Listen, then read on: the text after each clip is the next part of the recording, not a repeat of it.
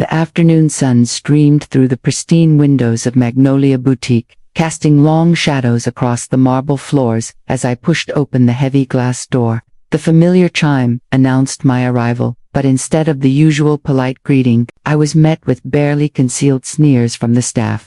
My worn Levi's, faded from years of honest wear, and my comfortable walking shoes seemed to offend the very air of this upscale establishment. What they didn't know, what nobody in this small Tennessee town knew, was that the woman they were looking down upon owned more land than anyone else in 3 counties. The humiliation began immediately. Sarah Mitchell, the head saleswoman with her perfectly coiffed blonde hair and designer suit, approached me with the kind of smile reserved for unwelcome visitors. Her eyes traveled from my weathered boots to my simple cotton blouse, and I watched her expression shift from professional politeness to thinly veiled disdain. Behind her, 2 other customers whispered and giggled, their manicured fingers pointing in my direction, as if I were some sort of curiosity that had wandered in from the street. I had come here with a simple purpose, to find a nice dress for my late husband's memorial service, but it seemed my appearance had already condemned me in their eyes. The whispers grew louder, words like charity case and doesn't belong here floating through the air like poison. Sarah cleared her throat and spoke in that patronizing tone people use when they think they're being kind to someone beneath their station. Perhaps you'd be more comfortable at the thrift store downtown, she suggested, her voice dripping with false concern. The boutique fell silent except for the muffled laughter of the other patrons. Standing there in that moment, surrounded by luxury I could buy 10 times over without feeling the expense, I made a decision that would change everything. For 20 years, I had lived quietly, anonymously, using my unexpected wealth to help others while maintaining the simple life my dear Robert and I had always cherished. But perhaps, I thought, as I felt the sting of their judgment, it was time for this small town to learn that appearances can be devastatingly deceiving. End of chapter 1. Brief engagement moment. If this story resonates with you, drop the word respect in the comments below. Don't forget to subscribe to hear how this unfolds, because what happens next will shock you. The journey to this moment began 67 years ago, in a 2-bedroom farmhouse that sat on what everyone in Millfield considered worthless land. My parents, God rest their souls, were simple folk who believed in hard work, honest living, and treating everyone with dignity, regardless of their circumstances. Daddy worked the soil from dawn until dusk, coaxing vegetables and grain from earth that seemed reluctant to give up its bounty, while Mama took in sewing to help make ends meet. We weren't poor by the standards of rural Tennessee in the 1960s, but we certainly weren't wealthy. My dresses were hand-me-downs from my older sister Ruth, carefully mended and altered by Mama's skilled hands. My shoes were resold more times than I could count, and luxury meant an extra piece of cornbread at Sunday dinner. But what we lacked in material possessions, we made up for in love, respect, and the kind of values that money simply cannot buy.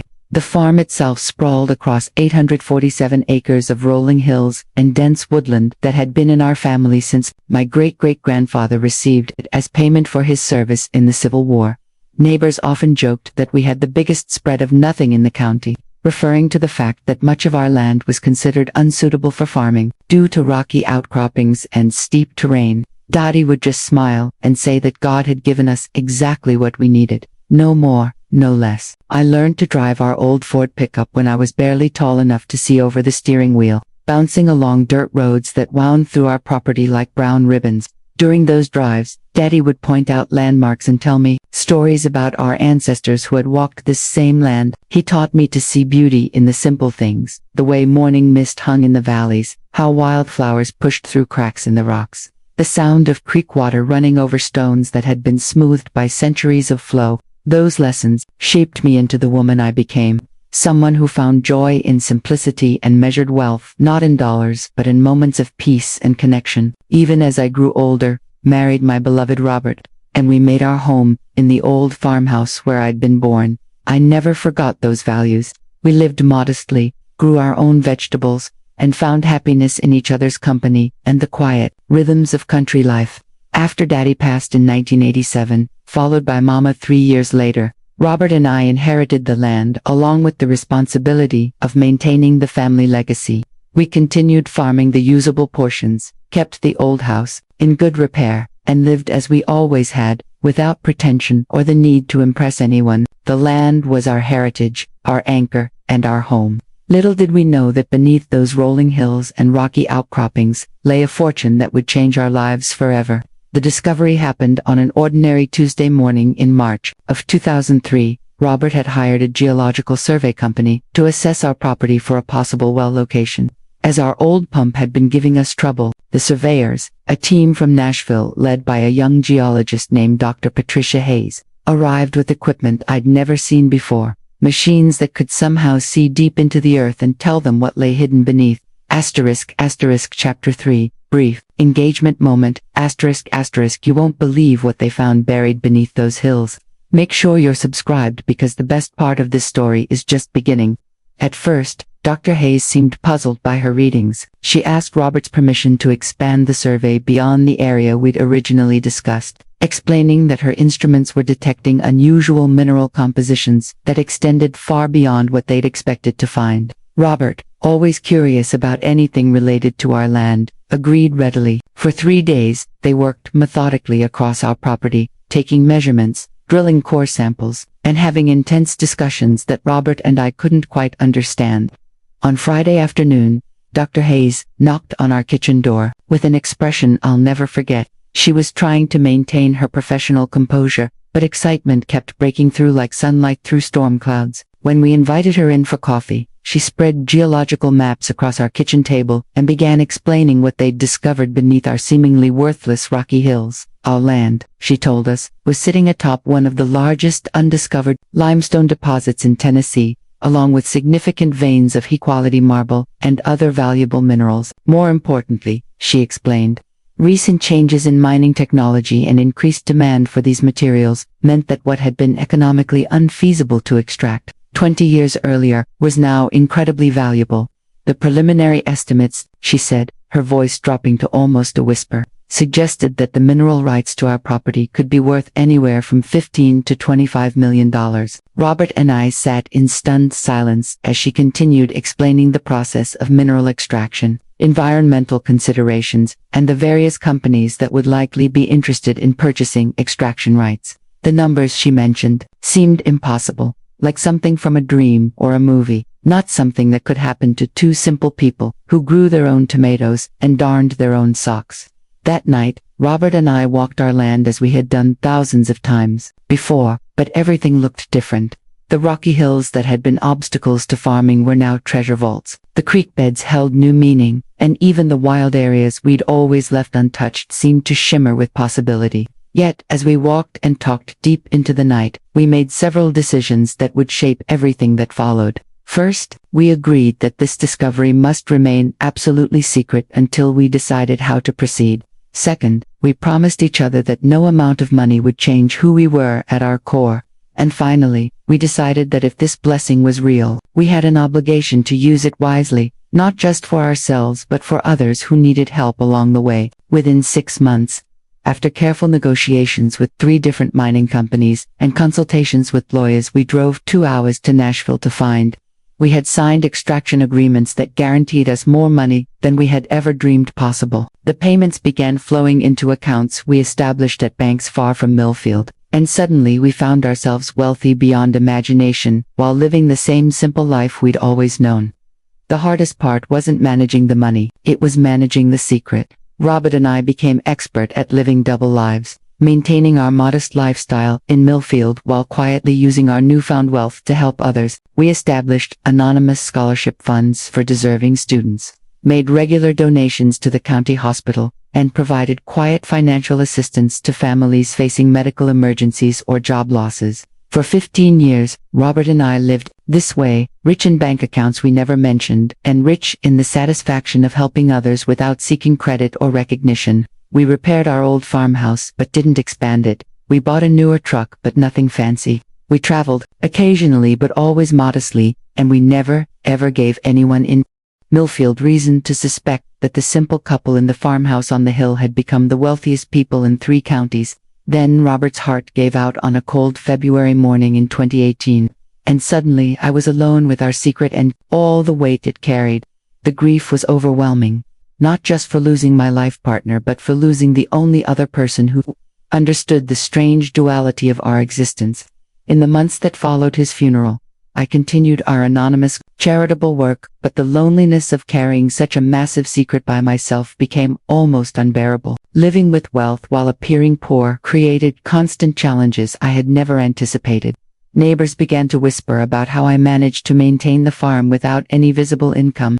Since Robert's small pension had died with him, some speculated that I was receiving family money from relatives they'd never heard about. Others suggested I might be involved in something illegal, given how often I made mysterious trips to Nashville.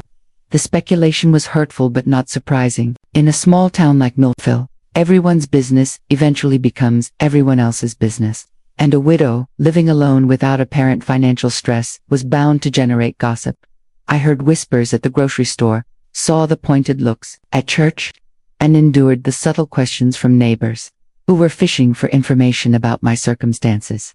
Mrs. Dorothy Henderson, who lived in the big Victorian house on Main Street and considered herself the unofficial social coordinator of our community, seemed particularly bothered by my situation. She would corner me after church services or at community events, asking probing questions about my finances under the guise of concerned friendship. How was I managing? Was I getting help from family? Did I need assistance with anything?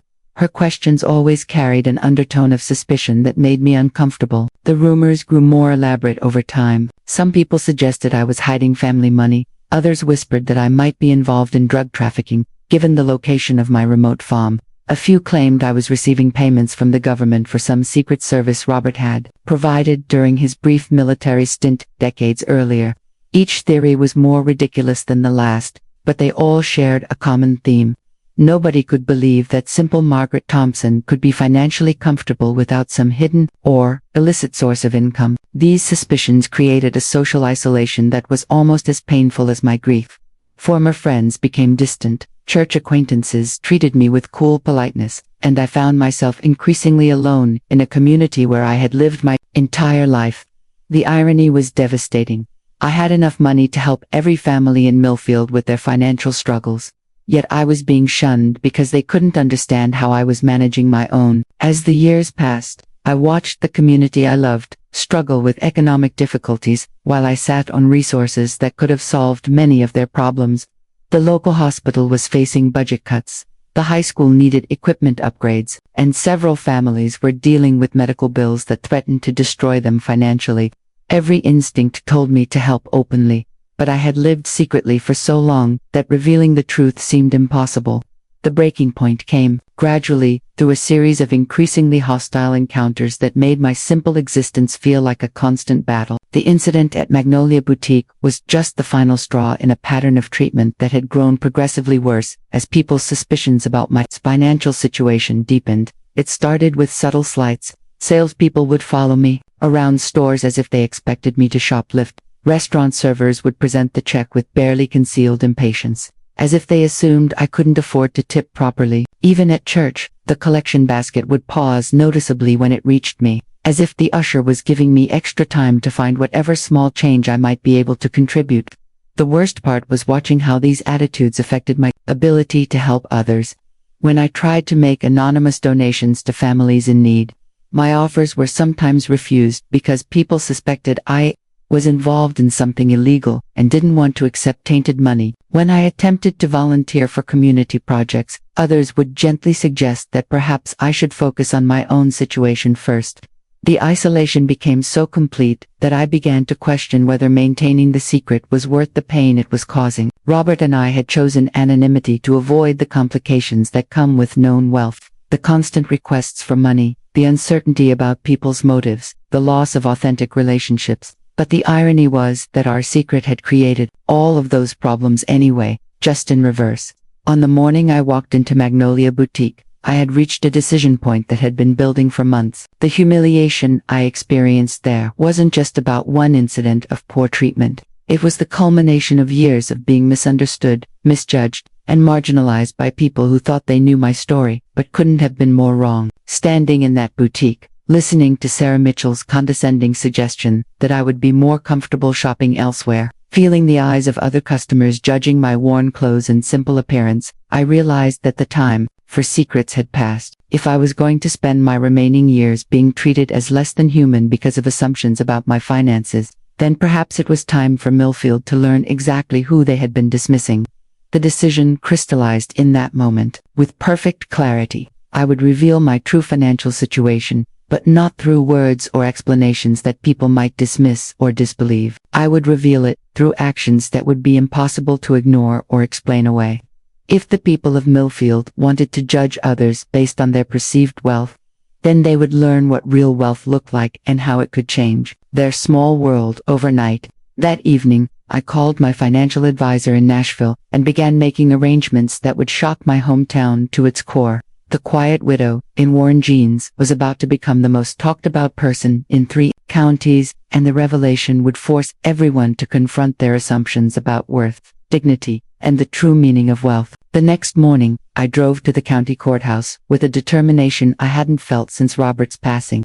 My appointment was with Judge Patricia Caldwell, a woman I'd known since she was a little girl, attending the same Methodist church where I still sat in the same pew every Sunday. The irony wasn't lost on me that I was about to shock someone who had watched me grow up and probably shared the community's assumptions about my financial circumstances. Judge Caldwell greeted me with the kind of polite warmth reserved for elderly community members, offering me coffee and asking about my health in the gentle way people use when they're being kind to someone they perceive as vulnerable. I accepted the coffee and settled into the chair across from her desk, a stack of legal documents in my worn leather handbag that would change everything in the next 30 minutes.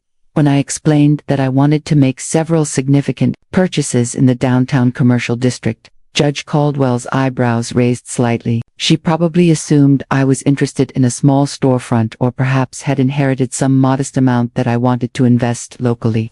Her expression remained patient and encouraging as she asked me to specify which properties had caught my interest. I pulled out the list I had prepared, a detailed inventory of every commercial building on Main Street, including the entire block that housed Magnolia Boutique, Peterson's Hardware, the First National Bank building, and 6 other established businesses. Judge Caldwell's professional composure slipped for just a moment as she scanned the list. Then she looked up with the kind of smile adults use when they're about to gently explain reality to someone who might be confused. "Margaret," she said, softly, "these are some of the most valuable commercial properties in the county. The total value would be several $1,000,000. Are you perhaps thinking of a different list? Maybe some residential properties or smaller lots?" Her tone was kind but firm, the voice of someone trying to save an elderly woman from embarrassment. I reached into my handbag again and placed a cashier's check on her desk. The amount was written clearly across the bottom, $4.7 million, more than enough to purchase every property on my list with money left over for renovations and improvements. Judge Caldwell stared at the check for a long moment, then looked up at me as if seeing me for the first time in her life. The conversation that followed was surreal. Judge Caldwell, suddenly professional and focused, began asking the questions any reasonable person would ask when confronted with such an unexpected situation. Where had the money come from? Was this legitimate? Did I understand the implications of such purchases? Her transformation from patronizing kindness to genuine respect happened so quickly it would have been amusing under different circumstances. I explained about the mineral rights, the mining agreements, and the years of careful financial management that had led to this moment. I showed her documentation from my financial advisors, proof of the geological surveys, and contracts with the mining companies that had been generating substantial income for nearly 2 decades. With each document, Judge Caldwell's expression shifted from skepticism to amazement to something approaching awe. By the end of our meeting, the paperwork was in motion to transfer ownership of most of downtown Millfield's commercial district to one simple widow, who had been dismissed and marginalized by the very community she was now positioned to control. Judge Caldwell assured me that the transactions would be handled with complete discretion until I decided how and when to make the information public. Walking out of the courthouse that afternoon, I felt a mixture of anticipation and sadness. The anticipation came from knowing that the people who had treated me poorly were about to learn a lesson they would never forget. The sadness came from realizing that it had taken a dramatic gesture to force my own community to see me as worthy of basic human respect. That evening, I called the managers and owners of every business I was purchasing, requesting meetings for the following day to discuss new ownership arrangements. Most assumed I was calling on behalf of some outside investor, perhaps a developer from Nashville or Memphis who was interested in the Millfield commercial district. None of them suspected that the elderly woman they had dismissed was about to become their landlord and the most powerful person in their small town's economy. The meetings began at 9 o'clock the next morning with Harold Peterson, whose family had owned Peterson's Hardware for 3 generations.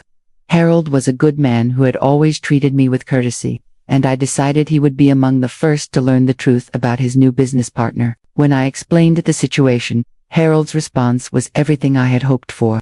Surprise, certainly, but also immediate recognition of what this meant for someone he had known and respected his entire life. By contrast, Sarah Mitchell's reaction was everything I had expected and nothing I had enjoyed. When I walked into Magnolia Boutique at precisely 2 o'clock that afternoon, her condescending smile faltered immediately upon seeing me. She clearly remembered our interaction from the previous week and probably assumed I was returning to cause some sort of scene or complaint about my treatment. Instead, I introduced myself as the new owner of the building that housed her boutique and explained that we needed to discuss some changes to the business model and customer service standards. The color drained from Sarah's face as the reality of the situation sank in. The woman she had dismissed as unworthy of shopping in her store was now the person who could decide whether that store continued to exist. The conversation that followed was uncomfortable but necessary. I explained that while I had no intention of closing the boutique or ending anyone's employment, I expected immediate and permanent changes in how customers were treated, regardless of their appearance or perceived financial status. Sarah's apologies were profuse and clearly genuine, born from the shock of realizing how badly she had misjudged the situation, but I wasn't interested in apologies. What I wanted was transformation, not just in how I was treated, but in how every customer was received and respected. I told Sarah that I would be conducting random visits over the coming months, sometimes dressed as I usually was, sometimes in more expensive clothes, and that the standard of service should never vary based on assumptions about a customer's ability to pay. Word of the ownership changes spread through Millfield faster than kudzu in summer. By evening, my phone was ringing constantly with calls from people who had ignored me for years, suddenly eager to renew old friendships and express their admiration for my business acumen.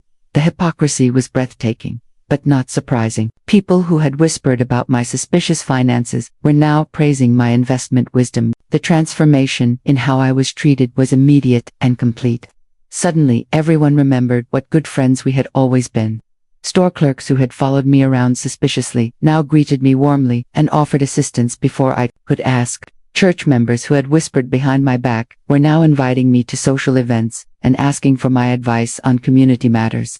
But perhaps the most telling change was in the younger generation. Children and teenagers who had learned to view me with the same suspicion their parents showed now looked at me with a mixture of awe and curiosity. Some of them began asking questions about business, investing, and how someone could accumulate wealth while living modestly. These conversations gave me hope that perhaps the lesson would extend beyond simple respect for appearances to deeper understanding about judging others.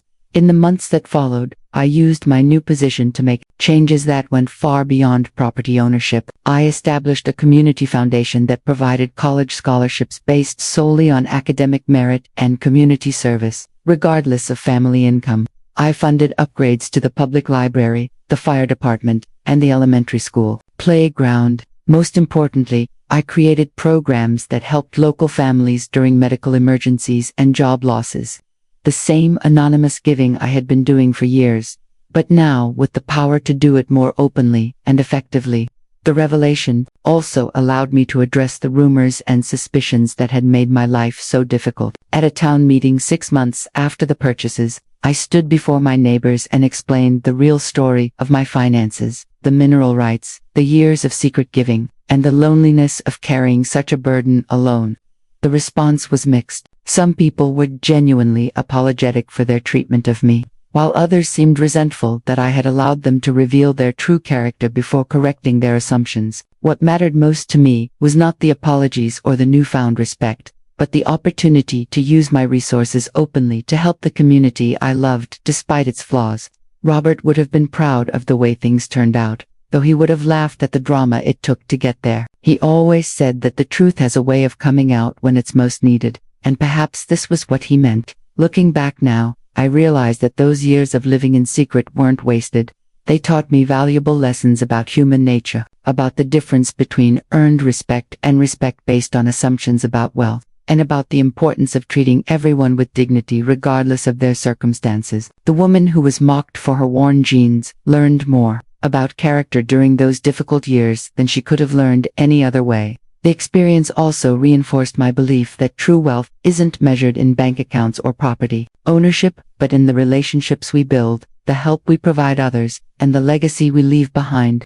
The money from the mineral rights was a blessing, certainly, but the real treasure was discovering who among my neighbors possessed genuine kindness and who revealed their character only when they thought it might benefit them. Today, when I walk down Main Street in my comfortable jeans and worn shoes, people greet me with genuine warmth mixed with a respect that comes from understanding rather than assumption.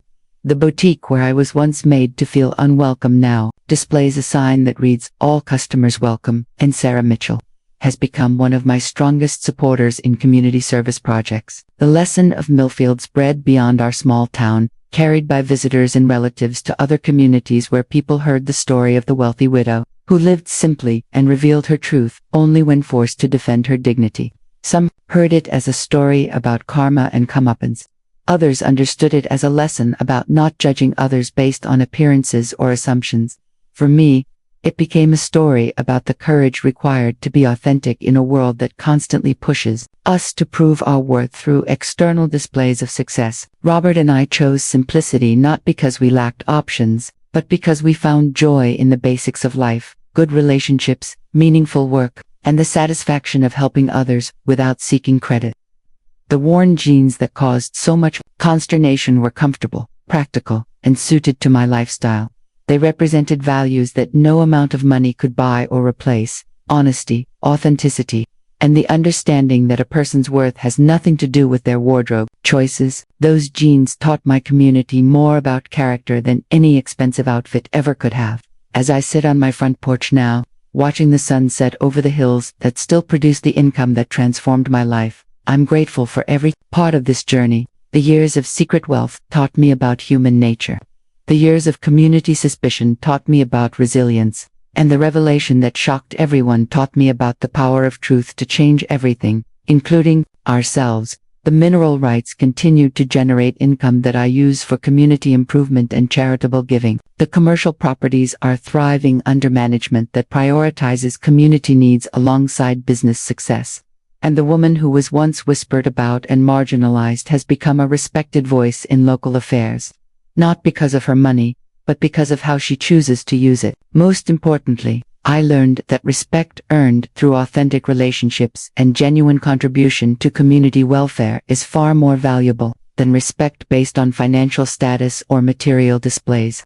The people who truly mattered were those who treated me with kindness when they thought I had nothing to offer them. Those relationships remained strong and genuine throughout this entire experience, proving that the best things in life really cannot be purchased. What do you think about judging others based on their appearance? Have you ever experienced something similar, where assumptions led to unfair treatment? Share your thoughts in the comments below, and don't forget to subscribe for more inspiring stories about life's unexpected turns. Sometimes the most powerful lessons come from the most surprising sources. And everyone deserves to be treated with dignity regardless of how they look or what others assume about their circumstances.